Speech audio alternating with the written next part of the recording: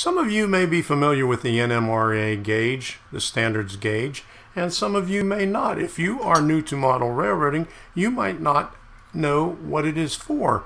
And this is why I'm doing this. I had a video that I did about a year ago where I showed this and a little modification that I made for this, and someone asked me, what is that for? Because they had no idea what an NMRA gauge was for. So this is what I'm going to do. I'm going to go and show you how to use the NMRA gauge. All these little pins and gouges in here. I'm going to show you what to do with it, and I'm going to show you how to use this as how I use this for clearance. So let's get going with this right now. I'm Tom Kvichak, and this is Tom's Trains and Things. This channel was created to help other modelers who are in need of guidance in pursuing their dream of building a model railroad. Now, this is what we're talking about today, the NMRA Standards Gauge. Now, you may not be familiar with everything on here and what everything is for.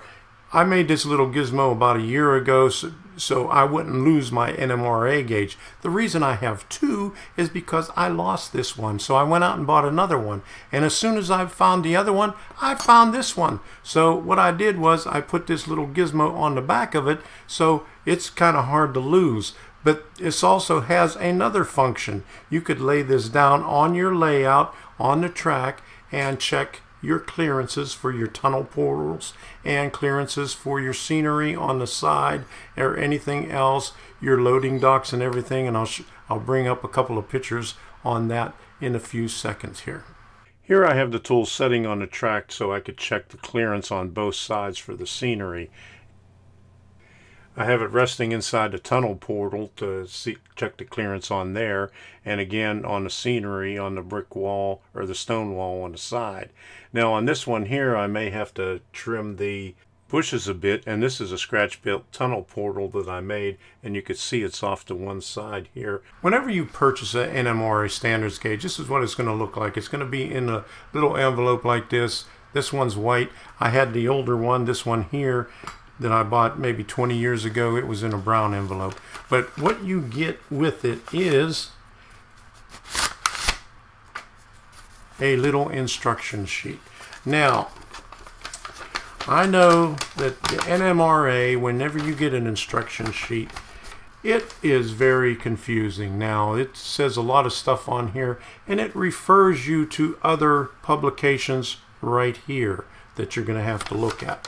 And also it shows you a few diagrams on the back. And what I'm going to do is I'm going to go through this and show you what each one of these little tabs and gouges are on this right here. But the first thing is the bottom of it here, and this is for your track gauge. You see these two little tabs right there. Now I'm going to put this up against this track right here, and you want to set it in there, and you make sure that you have no play in there whatsoever. You go back and forth this way and check to see that there's no play on there. Now I'm going to have to move the camera to show you the rest of it, but I'm going to show you something on here for the wheels. Now the wheels are right here. You check the wheels here, and then this one right here, this little square notch on there, that is for the width of the wheel. Now I have an old model that I picked up at a train show. I think they used this in a club layout someplace, and they used the original plastic wheels on there, and I took it off of there. As far as the gauge goes on the wheel, that is all right. It fits in there good, as you can see there. But on this right here, let me turn this around so you can see the wording on here. This is a go, no go. And if the wheel set falls into that little hole, that means the wheel is too narrow. Okay, so this is an old car. It's an old kit, and they use the original plastic trucks on it. Now I'm going to show you, this is a River Rossi log car that I put together about a year or two ago, and it has the metal wheel sets on there. So I'm going to stick this up right here like this and show you, and that is in gauge right there. Alright, now as far as the go, no go, okay, the wheel doesn't fall down in the slot, so that means it's wide enough. So we're good to go on this, on these trucks right here for this River Rossi log car. The one thing that may be confusing in the instructions on here is, if you could get a good look at it, you have HO and O. Okay, so they're talking about two different standards gauge on here, and they have different wordings on the two different sizes. Now on the instructions on the back, they don't really tell you which one is which, but you have to go by the wording on it, because the wording on this one here is on the O scale one. Now this is the same on both. Now this one over here, flanges and points. Points is the same on both of them, and flanges is on the HO one. And then you come over here, and here's the go, no go like I showed you, and the gauge for the wheel. I'm just going to try to explain it to you a little bit better, because you know, some of the instructions that you get when you buy the standards gauge is a little bit confusing.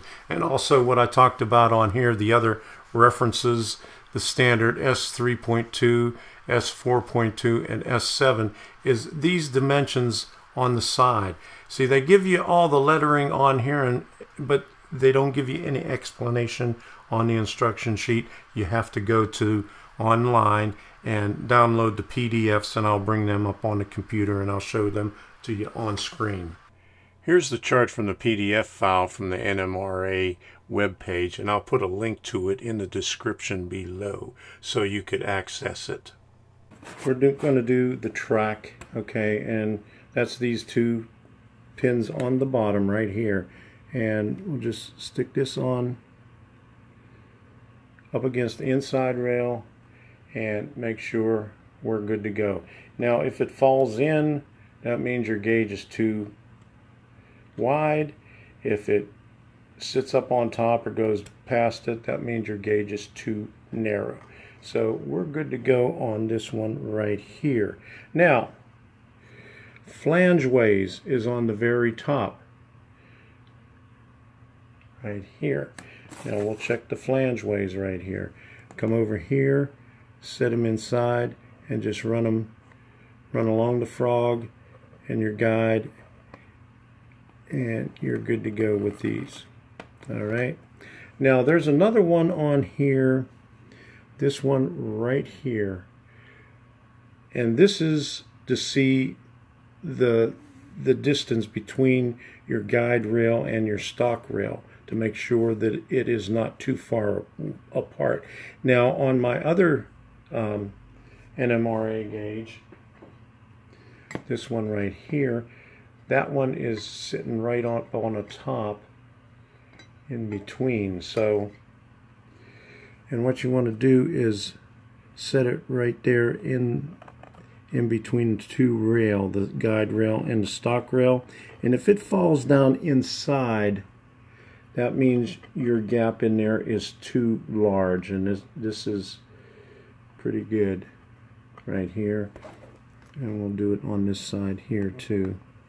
And it doesn't fall in there. You could tell by when you come over to where it's tapered out. You see it falls down and then it lifts up as it goes in there.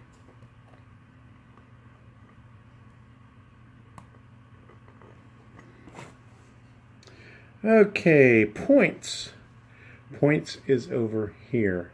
Okay, now you want to check the points on your turnout, and